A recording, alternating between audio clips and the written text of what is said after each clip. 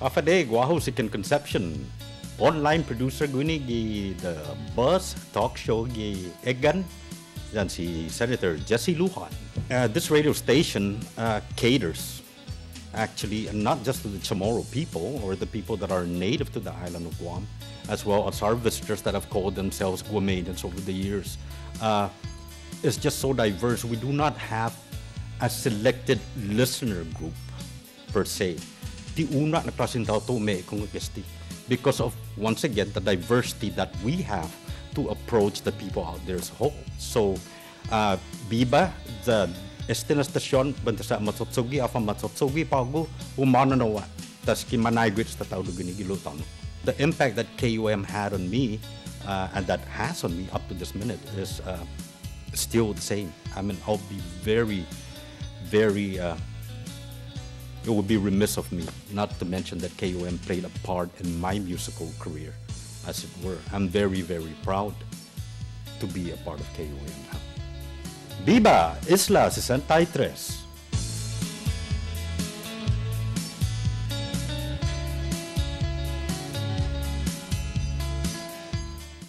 Welcome back to our television special to commemorate Isla 63 AM's 60th anniversary. It was through our sister station's humble beginnings that eventually led to the launch of KUAM television.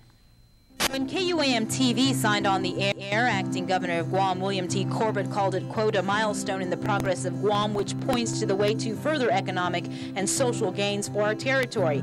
The acting governor would call upon the people of Guam to take cognizance of the importance of the addition to the betterment of community life.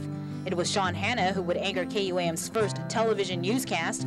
After Hanna, many more would fill the anchor desk, to include Bill Gibson. Gibson, like Berdalia, wore many hats. He was part of the original news crew when news was done on the radio. He was also a former news director. I went to work there in 1958. I was a young sailor stationed at Naval Air Station, and I had had some broadcast experience and knew a guy who had been with a competing station in Texas. And I called him up one day and he said, "What are you doing here?" I said, "I'm in the Navy." And he said, "Well, were you in the Navy in Corpus Christi?" And I said, "Yeah." And so he said, "You want some part-time work?" He said, "We need, night guys. Every radio station in the world needs guys to work at night." And that's what I did for almost a year. Was go in at 5, punch the transmitter off at midnight, and then it came time for me to get out of the Navy. And in those days, they would not discharge you here. They, for some reason, well, it was the Navy clearance, but you had to go all the way back to California to get a piece of paper from the U.S. Navy saying it's okay if the civilian lives in Guam now. It's fine. So they made me a job offer, and I thought, hey, I'm 22 years old. Let's go back and live in Guam. 10 years after KUAM TV would sign on air in September of 1966, Pacific Broadcasting would add another station to the KUAM family, with KUAM FM signing on the air. It would also bring new ownership to KUAM and new management. Local radio personality John Anderson once graced the halls of KUAM in Ordot as its vice president and general manager. He was hired by the new owner at the time, Bobby Berger, in 1977. Mr. Berger was a broadcaster from Hawaii. He had been a television broadcaster. I had worked for him at Channel 4, which was then KHVH in Hawaii. And then he had gotten involved in American Samoa with the government down there. And he also had had some, dabblings in other, he was familiar with the broadcast operations in other places. We were actually supplying television tapes of programs to American Samoa from Hawaii.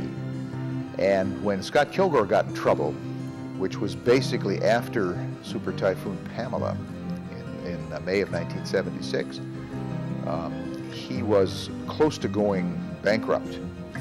And the law firm that he used in Washington, D.C. was a company called Pearson, Ball and Dowd. And they were also the law firm representing Berger and KHVH in the operation in Hawaii. And so they contacted Citibank, which held some of the paper, contacted Pearson Ball and Dowd, who in turn contacted Berger because they knew he had Pacific Island broadcast experience, and asked if he had any interest in Guam.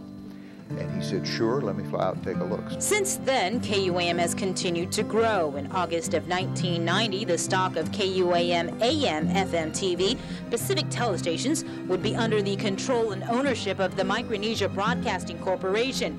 The corporation was a combined venture of Air Micronesia and Calvo Enterprises. While dozens of typhoons have blown through our Pacific Island, KUAM was able to weather each of these storms, coming back stronger and better than before.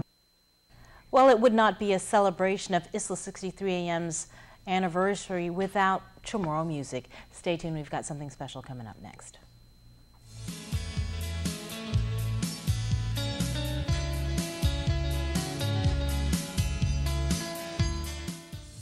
Have a day, si JT Palomo. Guahunu mo-host the programa sa Morita su Nido ni Islas Marianas, Guinigi Station KUAM Chamorro radio station. Untungo na este estación KUAM, mucho más mentira que Isla 63 ani pumalun no programs gini. Kunan azi it's a household word. Again, masya mono nagagyo.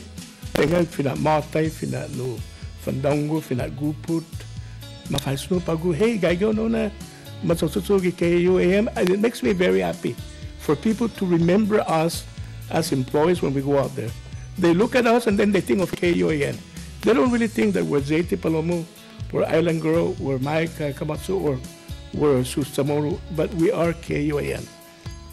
Biba Biba Chamorro, Biba KUAM, ni para esta 60 anos desde que establiza, Biba para todos os maneiros com Guanuzum.